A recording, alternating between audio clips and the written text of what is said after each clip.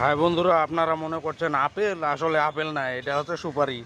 কই দেখান তো সুপারি, এটা সুপারি নাকি? ও, সাগর বাচ্চার দোকানে পাওয়া যাচ্ছে।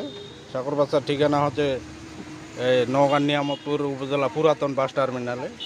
এই যে দেখেন, সবাই এই সুপারি খাইতে আসলে পানের সাথে পাবেন। শুধু একটাই নয়, ও শুধু একটা নয়, আরও দেখান। এ কি ব্যাপার, বাসায় থাকলে তো সবাই চলে আসবে। যে মানুষকে খাওয়ার জন্যই নিয়ে আসছেন নাকি, না নিজে খাবেন? না না, মানুষ আমি তো খাইতে পাই না, সিগারেট বন্ধ খাই না। ও, আপনি সিগারেট পর্যন্ত খান না? দেখছেন সুপারি, এই মাল কবে আসছে? এটা কিন্তু আপেল না। হ্যাঁ, এটা আপেল না, এটা সুপারি। সুপারি, পানের সুপারি। কিন্তু আসলো কবে এই পানের চালান? মধ্যে খেতে হয়।